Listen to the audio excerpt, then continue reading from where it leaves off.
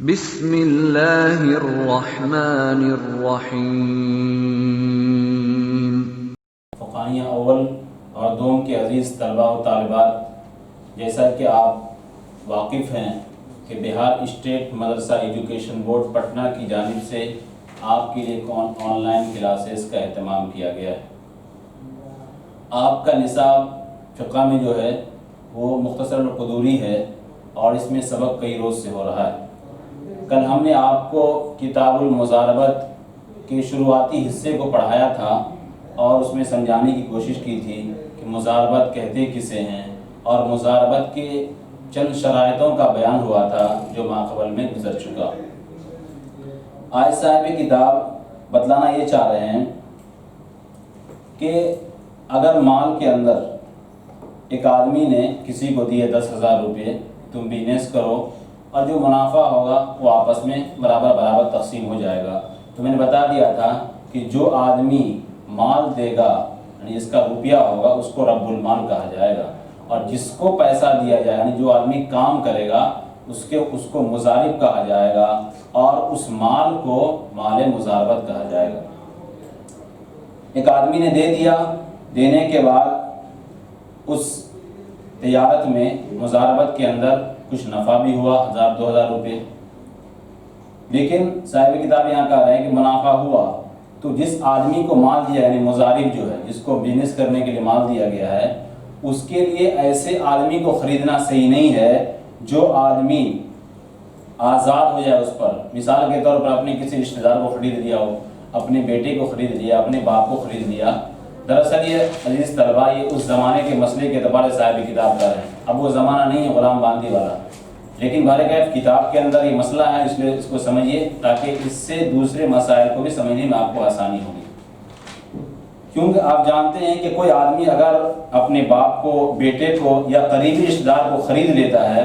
تو وہ خود بخود آزاد ہو جاتا ہے، خود بخود۔ اگر وہ آزاد، مثال کے طور پر اس نے خرید لیا، اب وہ آزاد ہوا تو صرف اس کا نقصان نہیں ہے بلکہ مال والے کا بھی نقصان ہے۔ کیوں کہ اس میں جو پونجی لگی ہے، اس میں جو روپیہ لگا ہے، دونوں کا لگا ہے اور دونوں کا اس میں منافع ہے برابر کا برابر، اس لیے دونوں کا نقصان ہوگا۔ اس لیے کہہ رہے ہیں صاحب کتاب کہ اس کے لیے یہ جائز نہیں ہوگا کہ ایسے آدمی کو خرید لے جو اس پر آزاد ہو جائے۔ اس پر آزاد کون ہوگا؟ باپ ہوگا، بیٹا ہوگا، اس کے قریبی رشتہ دار ہوں گے۔ لیکن صاحب کتاب کہہ رہے ہیں اگر خرید ہی لیا تو، ایک آدمی خرید ہی لیا تو پھر کیا ہوگا؟ صاحب کتاب کہہ رہے ہیں کہ اسلامی شریعت کی نگاہ میں وہ آدمی خود اس کا ضامن ہوگا، یعنی رب المال کو کوئی نقصان نہیں ہوگا بلکہ پورا کا پورا ڈن اور پورا کا پورا جو اس کے ذمہ ہوگا، یعنی ضامن مضارب ہوگا، رب المال نہیں ہوگا۔ اسی کو کہہ رہے ہیں کہ وَإِنْ كَانَ فِي الْمَالِ رِبْحٌ، اگر مال کے اندر کوئی منافع ہو، فَلَيْسَ لَهُ أَنْ يَشْتَرِي مَنْ يَعْتِقُ عَلَيْهِ، تو اس کے لیے یعنی مضارب کے لیے جائز نہیں ہے کہ وہ اس آدمی کو خرید لے جو اس پر آزاد ہو جائے۔ جائز تو نہیں تھا لیکن پھر بھی خرید لیا۔ اسی کو کہہ رہے ہیں وَإِنِ اشْتَرَاهُ، اگر اس کو خرید ہی لیا، زمین مال المضاربتی، مال مضاربت کا ضامن وہ خود مضارب ہوگا۔ وَإِنْ لَمْ يَكُنْ فِي الْمَالِ رِبْحٌ جَازَ لَهُ أَنْ يَشْتَرِيَهُ، کہہ رہے صاحب کتاب اگر مال کے اندر کوئی منافع نہیں ہے تو کہہ رہے ہیں کہ اب جائز ہے کہ کیا ہے اس کو خرید لے۔ کیوں؟ اس وجہ سے کہ اب وہ آزاد نہیں ہوگا، جب وہ آزاد نہیں ہوگا تو پھر کسی کا کوئی نقصان بھی نہیں ہوگا۔ صاحب کتاب نے اس عبارت میں اسی کو سمجھانے کی کوشش کی۔ اس کے بعد صاحب کتاب یہ کہہ رہے ہیں کہ ایک آدمی نے کسی کو مال دیا تھا 10,000 روپے 20,000 روپے کہ تم بزنس کرو، بطور مضاربت کے دے دیا تھا، لیکن جس آدمی نے کو دیا تھا اس آدمی نے کسی دوسرے کو بھی دے دیا، یعنی میں نے آپ کو دیا 10,000 روپے کہ آپ اس سے بزنس کیجیے اور آپس میں منافع برابر برابر ہوگا، تو میں نے آپ کو 10,000 روپے دیے، پھر اسی 10,000 روپے جو میں نے آپ کو دیا تھا آپ نے مضاربت ہی کے طور پر کسی تیسرے آدمی کو دے دیا، یعنی ہم نے آپ کو دیا اور آپ نے کسی اور کو دے دیا، حالانکہ ہم نے آپ کو اس کی اجازت نہیں دی تھی۔ تو صاحب کتاب کہہ رہے ہیں کہ ایسا کرنا اس کے لیے جائز نہیں ہوگا، ایسا کرنا اس کے لیے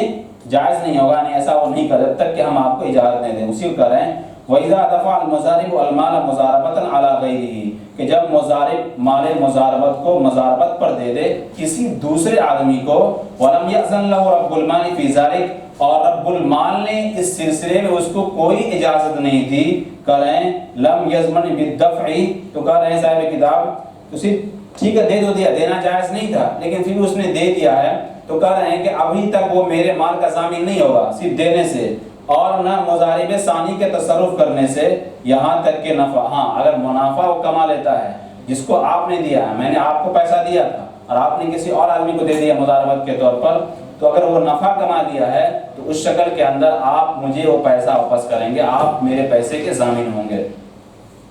اسی کو کہا کہ وہ ضامن نہیں ہوگا دینے سے اور نہ مضارب ثانی کے تصرف کرنے سے، لیکن کب ہو جائے گا؟ حتی یربح، جب منافع وہ کما لے گا اس کو آپ نے دیا ہے تب آپ میرے مال کا آپ ضامن ہو جائیے گا۔ فَإِذَا رَبِحَ، کریں گے جب وہ منافع کما لے گا، زمین المضارب الاول، مضارب اول کا وہ ضامن ہے، جیسے میں مضارب اول ہوں، آپ مضارب ثانی ہیں اور آپ نے کسی اور کو دیا ہے تو آپ مضارب ثانی ہیں، تو آپ کو آپ کے ذمہ ہوگا کہ جو میں نے آپ کو پیسہ دیا وہ آپ مجھے واپس کریں گے۔ اسی کو کہا کہ مضارب اول کا وہ ضامن ہوگا مال کا، رب المال، مال والوں، کیونکہ مال میں رب المالی ہوں، اس عبارت میں اسی کو سمجھایا۔ اس کے بعد صاحب کتاب کر رہے ہیں کہ ایک آدمی نے 50-50 کا مال دیا تھا کہ اگر منافع ہوگا تو آپ 50% آپ لیں گے، 50% میں مال لے لیں گے، کریں کہ لیکن اس کے بعد میں نے آپ کو 10,000 روپے دیے اور یہ کہا تھا کہ آپ 50-50 لیں گے، لیکن آپ نے کسی اور کو پھر وہ پیسہ دے دیا، اور کس تہائی کے بدلے، یعنی آپ نے یہ کہا تھا کہ 2 تہائی تو میں لوں گا منافع اور 1 تہائی تم لے لینا، آپ نے اسی پیسے کو کسی اور کو دے دیا، یعنی میرے پیسے کو، تو کہہ رہے ہیں صاحب کتاب یہ جائز ہے۔ اسی کو کہہ رہے ہیں فَإِذَا دَفَعَ عَلَيْهِ مُضَارَبَةً بِالنِّصْفِ، یعنی جب اس نے اس کو بطور مضاربت دیا نصف پر، یعنی آدھا آدھا، میں نے آپ کو دیا 50-50 پر، فَأَذِنَ لَهُ، اور اس کو اجازت دے دیا کہ اس کو دے دے مضاربہ، میں نے کہا کہ بھائی 50-50 تو میں لوں گا ہی، یا تو آپ نے سے بزنس کر لو یا کسی اور کو بھی دے سکتے ہو، کسی اور سے بھی اپنا بزنس کروا سکتے ہو، اپنے مال اپنے تجارت کو بڑھا سکتے ہو، چنانچہ آپ نے یہ کر دیا کہ آپ نے کسی اور کو دے دیا اور اس سے کہا کہ بھائی دیکھو 2 تہائی تو میں لوں گا، 1 تہائی تم کو دوں گا، ایسا کرنا ہے۔ اسی کو کر رہے ہیں اس کے لیے جائز ہے کہ اس کو دے دے مضاربت کے طور پر، فَدَفَعَهَا بِالثُّلُثِ اجازہ، اور اس نے یعنی آپ نے اس کو کسی اور کو دے دیا ثلث کے بدلے، یعنی 1 تہائی کے بدلے، صاحب کتاب کر رہے ہیں یہ جائز ہے۔ اس کے بعد صاحب کتاب کر رہے ہیں ایک مسئلہ بیان کر رہے ہیں کہ صاحب کتاب نے یہ شرط لگائی تھی مضارب کے لیے کہ ایک مضارب ثانی کے لیے 2 شرط، یہاں پہلی شرط ہے مضارب ثانی، مضارب ثانی کون تھا؟ مضارب ثانی آپ تھے، آپ کے لیے شرط لگایا کہ نفع میں سے 1 ثلث اور میرے لیے نصف الربع، آدھا، یعنی آپ نے کسی اور کو دیا اور اس سے کہا کہ دیکھو تم آدھا دے دینا پہلے والے کو جو جس سے میں نے پیسہ لیا ہے اور مجھے دے دینا 1 ثلث، تو کہہ رہے ہیں وڑی مضارب ثانی، اور مضارب ثانی کے لیے نصف ربع، تو کہہ رہے ہیں مضارب اول ضامن ہوگا مضارب ثانی کے لیے مقدار ثلث کے، کیوں؟ اس وجہ سے کہ مجھے زیادہ مل رہا ہے اور آپ کا نقصان ہو رہا ہے، تو آپ کی بھرپائی اور آپ کا نقصان میرے واسطے سے ہوگا۔ اس کے بعد صاحب کتاب کر رہے ہیں کہ میرے اور آپ کے درمیان خدا نخواستہ ایسا ہوا کہ آپ کی موت واقع ہو گئی، میں مالا فکس ہو گیا تھا، 10,000 روپیہ میں نے آپ کو دیا کہ آپ بزنس کیجئے، کوئی سا بزنس کیجئے اور منافع آپس میں برابر تقسیم کر لیں گے، خدا ایسا ہوا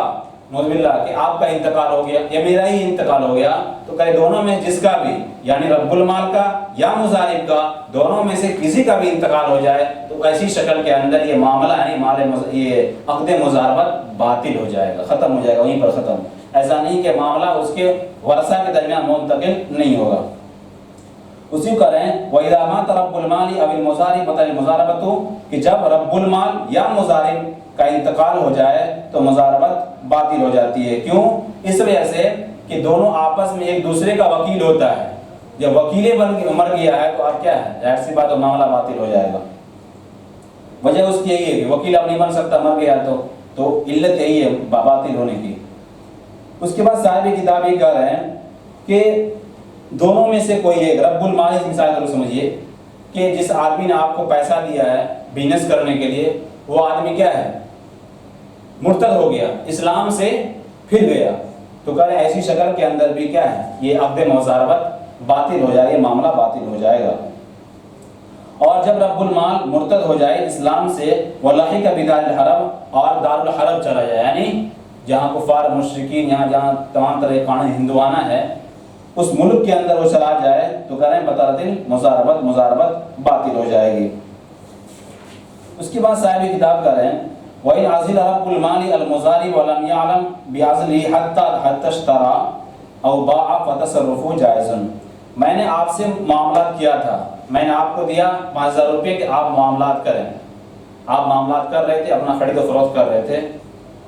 میں نے یہ کہا کہ نہیں میں یہ معاملہ ختم کرتا ہوں، میں اپنے وہاں پر میں نے اپنے آپس میں یہ فیصلہ کر لیا کہ میرا جو زید سے میرا معاملات ہے اس کو میں ختم کر رہا ہوں، ختم تو کر دیا میں نے، لیکن اس کی جانکاری آپ کو نہیں ہوئی اب تک کہ جس سے میں نے مان لیا یہ معاملہ ختم کر دیا، آپ کو ابھی علم نہیں ہے، تو اس بیچ میں آپ خرید و فروخت کر سکتے ہیں جب تک کہ آپ کو جانکاری نہ ہو جائے کہ فلاں صاحب جس سے میں نے معاملات کیا تھا اس نے مجھے معاملات کو ختم کر دیا ہے، تب تک آپ خرید و فروخت کر سکتے ہیں۔ اسی کو صاحب کتاب نے کہا کہ جب رب المال مضارب کو معزول کر دے، معزول کرنے کا مطلب وہی ہے کہ معاملات کو ختم کر دے، تو آپ اس کے معزول ہونے کا اس کو علم نہیں ہے، یعنی میں نے ختم کر دیا معاملات لیکن آپ کو یہ پتہ ہی نہیں چلا، آپ دلی میں تھے، آپ بنارس میں تھے، بمبئی میں تھے، فون وغیرہ کا زمانہ بھی نہیں تھا، میں نے فون ابھی تک نہیں کیا آپ کو کہ بھائی میرا معاملہ ختم کرو، تو آپ اور اس کو معزول ہونے کا علم بھی نہیں ہو، یہاں تک کہ وہ بیچے وہ خریدے، تو کہہ رہے ہیں کہ اس بیچ میں ہو، یعنی آپ کے جاننے سے پہلے اور میرے معزول کرنے کے درمیان میں جو بھی آپ نے خرید و فروخت کیا ہے، تو کہہ رہے ہیں اس بارے میں جو بھی معاملات ہوا ہے اس کا تصرف کرنا یہ بالکل جائز ہوگا، اس میں کوئی دقت کی بات نہیں ہے۔ اس کے بعد صاحب کتاب کہہ رہے ہیں کہ جس وقت میں نے آپ کو معزول کیا، معاملات ختم کیا ہے، اس ٹائم آپ کے پاس پیسے نہیں تھے بلکہ آپ نے اس کا سامان، یعنی آپ نے 10,000 روپیہ میں نے آپ کو دیا تھا تو وہ 10,000 روپیہ 10,000 روپے کی شکل میں نہیں تھا بلکہ آپ نے اس سے سامان خرید لیا تھا، تو پیسہ سامان کی شکل میں آپ کے پاس موجود تھا، تو کہہ رہے ہیں کہ صاحب کتاب کہ جب تک معزول کر دیا اس سے کوئی فرق نہیں پڑے گا، ہاں الا یہ کہ وہ اس سامان کو بیچ کر کے روپیہ بنا لے، جب روپیہ بنا لے گا تو اب اس کو اجازت نہیں ہوگی کہ اب مزید خرید و فروخت کرے، اسی کو کہنا ہے۔ وہی عالم بعزلہ، اور جب وہ اپنے معزول ہونے کو، یعنی وہ جان لیا کہ میرا معاملات رب المال نے ختم کر دیا ہے، اب معاملات ختم ہو گیا ہم لوگوں کا، والمال عروض فی یدہ، اور سامان مال جو ہے اس کے ہاتھ میں سامان کی شکل میں ہے، یعنی روپیہ، یعنی اس نے روپیہ دیا تھا میں نے تو اس کا اس نے سامان خرید لیا، اور ابھی سامان اس کو بیچا نہیں تھا، ابھی سامان ہے ہاتھ میں، تو فَلَهُ أَن يَبِيعَهَا، تو مضارب کے لیے اختیار ہے کہ اس کو کیا کر دے، بیچ دے، وَلَا يَمْنَعُ الْعَزْلُ مِنْ ذَلِكَ، اور معزول، میں نے جو آپ کو معزول کر دیا ہے اس معزول سے آپ کو روکے گا نہیں کہ آپ خرید و فروخت نہیں کر سکتے ہیں، یعنی آپ بیچ سکتے ہیں اس سامان کو چاہے جائے کہ میں نے آپ کو معزول کر دیا ہے۔ وَلَثُمَّ لَا يَجُوزُ أَن يَشْتَرِي بِثَمَنِهَا شَيْئًا آخَرَ، پھر کہیں صاحب کتاب کہ اب جائز نہیں ہے کہ اس کے ثمن سے کوئی دوسری چیز خریدے، یعنی جب آپ نے اس سامان کو بیچ دیا روپیہ ہو گیا، اب مزید کیا ہے خرید و فروخت کرنا آپ کے لیے جائز نہیں ہوگا۔ صاحب کتاب سب سے آخری بات کہہ رہے ہیں اور مسئلے کو ختم کریں گے کہ وَإِنْ عَزَلَهُ وَرَأْسُ الْمَالِ دَرَاهِمُ دَنَانِيرُ قَدْ نَزَّلَتْ فَلَيْسَ لَهُ إِنْ صَرَّفَ فِيهَا۔ صاحب کتاب کہہ رہے ہیں جس ٹائم میں نے آپ کو معزول کیا، میں نے یہ کہہ دیا کہ معاملات ختم کر رہا ہوں، عقد مضاربت کو میں ختم کر رہا ہوں، اور اس وقت میں نے آپ کے معاملات کو ختم کیا ہے، آپ کے پاس روپے پیسے بھی ہیں، یعنی سامان نہیں ہے بلکہ روپیہ پیسہ آپ کے پاس ہے، ابھی آپ نے کچھ خرید و فروخت نہیں کیا ہے، تو صاحب کتاب کہہ رہے ہیں کہ اب آپ کے لیے اختیار نہیں ہوگا کہ آپ اس کو اس میں کوئی تصرف کریں، خرید و فروخت کرنا آپ کے لیے جائز نہیں ہوگا۔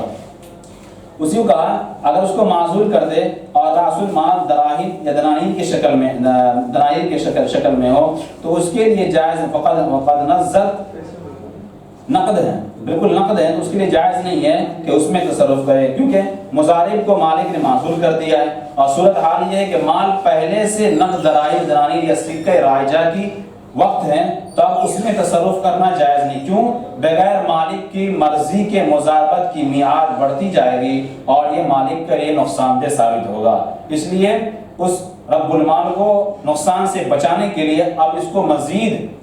بیع و شراء کی اجازت نہیں دی جائے گی۔ عزیز طلبہ، آج کے اس سبق کو ہم یہیں پر ختم کرتے ہیں۔ اگر آپ کے اس سبق آپ کو کتاب المضاربت کے ان مسائل کے اندر سمجھنے میں کوئی دقت، پریشانی اور دشواری لاحق ہو تو آپ اس کو کمنٹ باکس میں ضرور نقل کریں۔ انشاءاللہ آپ کے اس اعتراض کا تشفی بخش جواب دیا جائے گا۔